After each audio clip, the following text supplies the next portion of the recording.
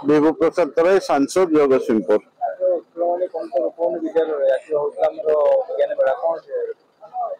आज एरसमा शिक्षा मंडल जिते स्कूल अच्छा आमर उच्च प्राथमिक स्कूल को आरंभ कर हाईस्कूल पर्यंत समस्ते ये जो बाल वैज्ञानिक प्रदर्शनी एवं राष्ट्रीय आविष्कार अभियान जो चली समग्र ओडिशा रे विभिन्न शिक्षा मंडल रे आज एरसमा मंडल ये कार्यक्रम अनुष्ठित होता।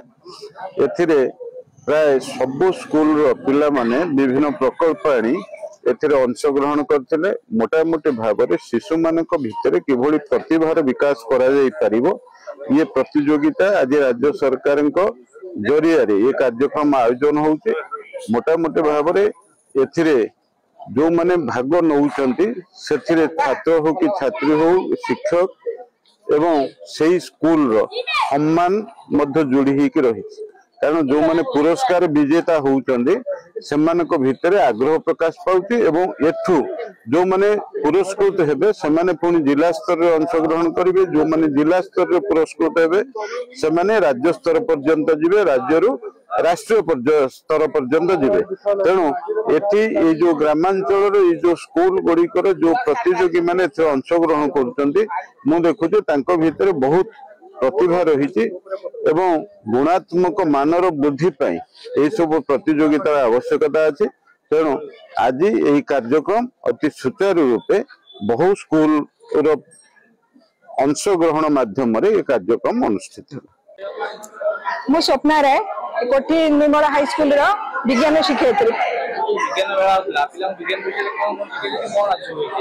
आज पिला माने नेचुरल फार्मिंग आउ ट्रांसपोर्ट फ्यूचर ट्रांसपोर्ट विषय आनिथिले बहुत बढ़िया प्रोजेक्ट डिजास्टर मैनेजमेंट विषय मध्ये प्रोजेक्ट आनिथिले आउ फ्यूचर की कल्टीवेशन ऊपर प्रोजेक्ट गुडा बहुत भलो होइतिला जोतरे माने आगामी दिन रे आमे केमिति नुवा नुवा टेक्नोलॉजी व्यवहार करिकि कम जल खर्च करी आमे फसल उत्पादन करि परिबा से विषय मध्ये पिला माने भलो भलो प्रोजेक्ट आनिथिले।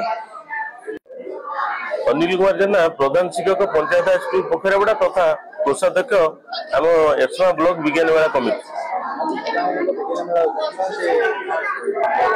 बहुत कष्ट सही ये विज्ञान मेला करने 3-4 दिन है अक्लांत परिश्रम कर उपात अंचल विज्ञान प्रदर्शन करवा केते कष्ट जे नक से केवे जानी परिबनी। तेबे ए छोट पिला माने जे मानक मन गोटे अफुरंत आनंद अच्छे विज्ञान प्रदर्शनी के आसीबे एवं ए विज्ञान मेला को देखिए एवं लुचि रही जो प्रज्ञान को से केमती भाव प्रकटित करेंगे तापाई यह एक अभिनव प्रयास। प्रति वर्ष आम यहीपरि भाव में विभिन्न स्थान में विभिन्न विद्यालय को विज्ञान मेला करूँ से प्रति वर्ष पर ए वर्ष स्थान में विज्ञान मेला होती विज्ञान मेला उद्घाटित आमर माननीय सांसद श्रीयुक्त विभु प्रसाद तराई कर बर्तमान उद्यापन उत्सव को आमर विधायक श्रीयुक्त श्रद्धा भूषण जेना एवं आम आशा कर समस्त नहीं समस्त समन्वय को रक्षा करी विज्ञान कमिटी विज्ञान मेला को यथेष्ट भाव